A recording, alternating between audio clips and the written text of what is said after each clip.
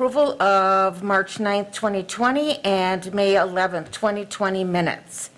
They're in your packet. I know some were not on the committee previous on the March 9th, but with the COVID, we didn't meet since then. So could I have a motion to accept the minutes? Thank you. Motion by Herbst, second by Martins. All in favor? Aye. That passes unanimously. Number 2, Human Resources Report for May.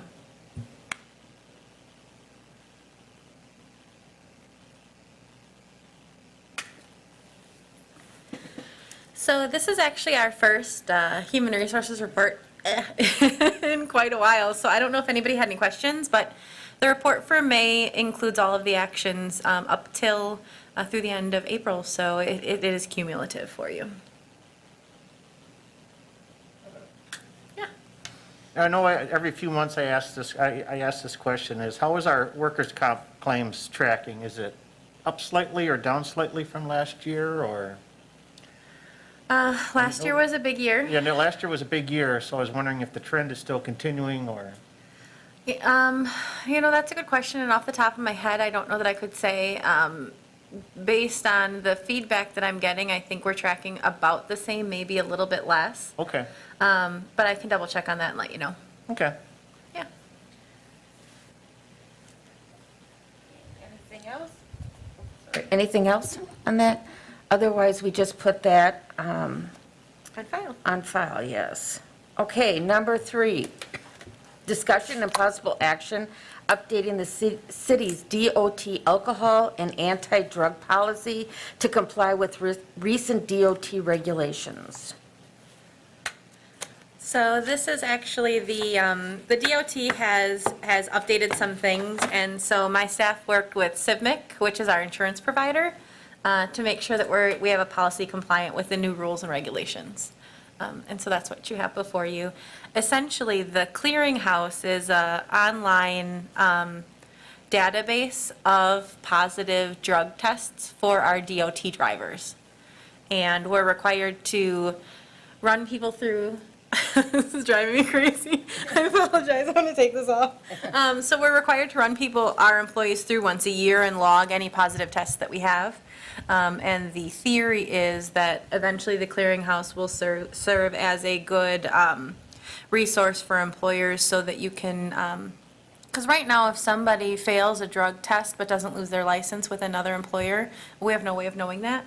And the clearinghouse is going to start logging that information, so you'll be able to see how frequently candidates are failing employer drug screens. So this is just a policy to comply with this new rules. It's pretty complicated. Everybody's still trying to wrap their hands around it. The clearinghouse is a bit difficult to understand our obligations, but we are expecting in the fall to run all of our employees through it to comply with our 2020 regulations. So I don't know if anybody has any questions. So really, nothing's changed in our policy except for the reporting through the clearinghouse now?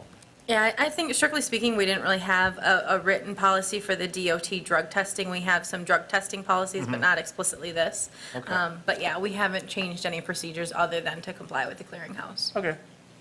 Tony, Yeah. are these people notified ahead of time, or is this just, hey, we're doing our drug testing today? They actually have to, so there's random drug testing Okay. that we're required to do so that you don't get notice from. For it to be run through the clearinghouse, which is basically we run your name, we run through a query, and we find out if you have any records.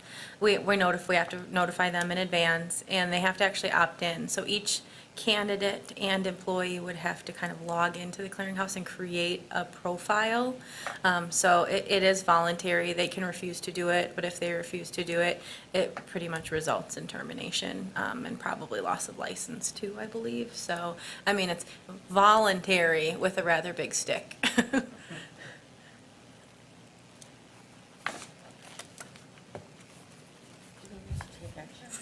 We would need to move to approve the policy.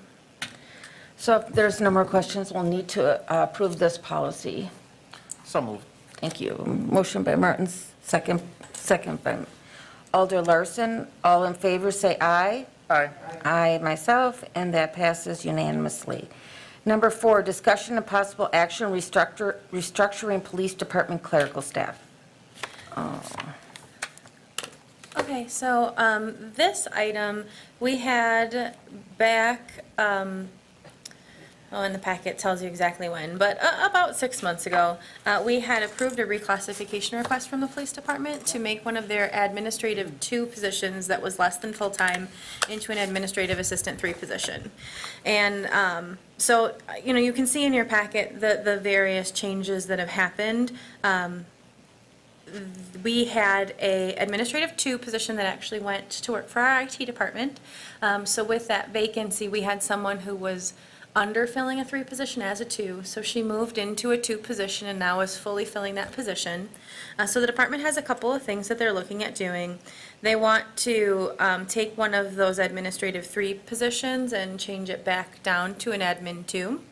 And they also want to consolidate the hours together. So they have a lot of less than full-time admin 2 positions, and they want to consolidate them together into a single full-time position.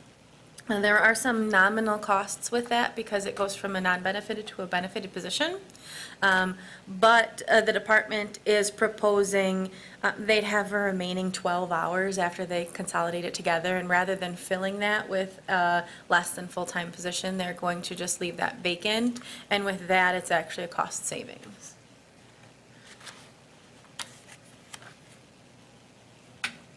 Questions? We did talk about this early last year, I believe. Yeah, I want to say, I'm going to see in the memo here, the exact date when we reclassified. But yes, we did, not too long ago, less than a year ago, Oh, yeah. the original reclassification went through. Yeah, it was, yeah. So why is this bad? I mean, we approved it then, correct? So, We approved making a 32-hour admin 2 into an admin 3. 3. Oh, so this and is consolidating some more. Yeah, and so this is taking a lot of the 2 positions that were remaining and consolidating them together, but it is also, basically that reclassification that we did back in the fall, it's undoing it. I wish they were here. Yeah. They come up here and they beg and then. Yeah, and I mean, there's a couple of reasons for that. The reclassification that we went through at the time was largely driven by the fact that we had an admin 3 that had requested a voluntary demotion, but there was no position for her Right. to move into. Yep. So this allowed them to demote an employee and promote another, basically replacement employee without having to terminate. And now that all of that, with their vacancy, they were able to move everybody around where they needed to, and so now they're no longer needing that extra position to not terminate someone. There's 2 options if you, I hesitate to speak for them, but I know that they're really interested in consolidating the part-time positions into one full-time position. The reclassification, so undoing your reclass, if you guys don't do that today, we can still continue to fill it with a 2-level position. Just because it's authorized at a 3 doesn't mean we have to fill it at a 3 level. So if you choose not to do that, the department will not have to make any changes, but it does get a bit confusing. I mean, even as we're talking about it today, Yeah. sometimes it's a bit confusing as to okay, it's a 3 on the budget, but it's filled with a 2, and so it just clarifies it a little Is bit. that going to cause implications down the road with promotions then? Or, Yeah, I mean, if in the future they wanted to promote someone, they wouldn't have a position to promote someone into. So, they'd be asking for another reclassification at that time. So really, if you reclassify the 3 to a 2, there's no room for promotion in the structure. But right now, it's a less than full-time position, so promoting someone from a full-time into a part-time position. And actually, it looks like the chief's timing is impeccable. Maybe he could talk about his admin positions. Sure. Yeah. I was speaking for you, so I hope I was accurate. Probably were. Close enough. I was trying to get dialed into the WebEx, so I'm sorry I'm late. I couldn't figure it out, so Oh, I'm here now. I'm So glad I'm sorry. you could join So us. what did you cover, Tony?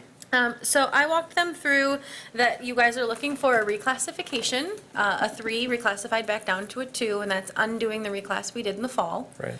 And that you're also looking to consolidate your 2 positions into a full-time position, and that would be funded with budget savings by holding your 12 hours vacant. Right. There was just some questions about why we're undoing the reclassification we had just done in the fall. Sure. And I walked through our motivation for that with our voluntary demotion. Okay. And that's kind of where we're at. Yeah. Yeah, I guess to answer that question, I would say that, the semantics of the last reclassification, we wanted to swap some people and we needed an open position, so we had created that 3 position, which I don't think we ever really needed, but that was the way to get the switch to happen. And so now we're here. At the end of the day, we had a resignation for one of our full-time employees. We had 160 hours of clerical work on a weekly basis that we were, that we had been authorized to have, and that 160 hours was done through 5 people. And so right now, we have the same, we're asking to go down to actually 4 people to have that work done throughout 4 people and 148 hours of clerical work, because the 20-hour per week person wants full-time. So we brought them to full-time, and that's our request here today, is to go from 5 clerical staff people and 160 hours of work to 148 hours of work with 4 people. So I'm not explaining that very well right now, but it's Monday, so. It is Monday. What questions can I answer? So how is the extra 12 hours of clerical work covered then? Is that, or does that just like extra slop or something in what gets done during Yeah. the day, or? Yep, good question. So I talked with Susan, our office manager, and said, the way that we would have to do that is we'd have to find a part-time person to cover 12 hours a week, and I think that'd be pretty difficult to do. So I said, can you get the work done with 12 hours less of time per week? And she said she thinks that's possible, and then we would have some budget surplus as a result of reducing from 160 hours to 148, and so if need be, we would be able to authorize a few hours of overtime per week to cover that. So that's our request, and we think we can accomplish that work. You just answered my question. Yeah? Okay. Okay, if there's no more questions, I can take a motion to accept this restructuring policy. We have a motion by Wadinski, second by Herbst. All in favor say aye. Aye. I myself, and that passes unanimously. Thank you. And we're cruising. Discussion and possible action on the city's revised policy for employees with symptoms or exposure of novel COVID-19. So our coronavirus policy is a living document, so we've been updating it regularly as conditions and knowledge of the disease change. And so this is our 3rd revision before you. With our previous approvals, we have the ability to edit this document without sending it to you, but in light of our emergency orders expiring, I thought it was good to go through the formal approval process. The main changes in this revision, well, the biggest one is we took out all reference to the safer at home. Since that was overturned, I did want to make sure that the document was updated for that. There's also just a couple of things that have changed. Our travel recommendations for employees, we require employees follow Health Department, CDC, and Wisconsin Health Department recommendations. So that basically instruction hasn't changed, but the instructions from those authorities has changed. So for clarity for our employees, we've updated that as well. The last time you guys saw this policy, post-travel, everyone in out-of-state or out-of-country travel were required to do a 14-day quarantine by the CDC and the Wisconsin DHS. That has now changed, so we've updated that accordingly. Now you're just to watch for symptoms. And so those are kind of the two really major changes. But as you can see, there was a bunch of formatting changes, and I did use track changes so you guys could see everything that had been moved or altered on the policy. So I'm not sure if there's any questions I could answer about that.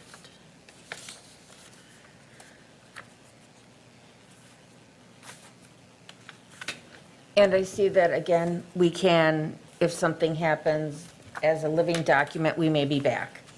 Yep, I left the ability for this document to continue to be updated because I do expect, as the city returns to work, that our instructions in here will likely be changing. For example, we left in the section about the ability to do alternate work arrangements, even though those have officially ended for the city or they're in the process of just finishing up.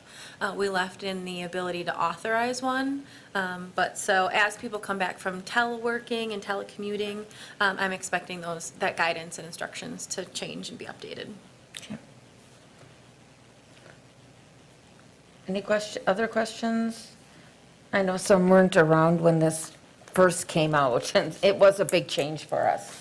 We had DPW, they were, 10 days, I don't know, 7 days on, 10 days off. It was quite a big change for a lot of our departments, so it was whipped up fast, and things are getting back to normal, but as now at least we have policy to go back to if something happens, which is great. Okay, we will need to make a motion to accept this new language then. Thank you. Okay, motion by Herbst, second by Larson. All in favor, say aye. Aye. Aye, myself, and that passes unanimously. Okay, I think we're on our last thing. I think we're done. Okay, any future action?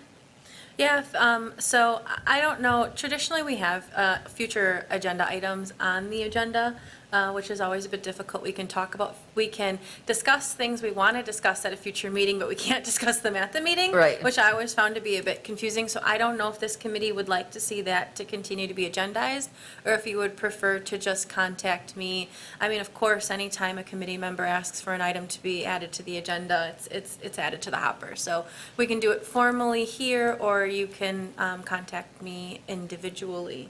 I'm not sure if the committee has a preference.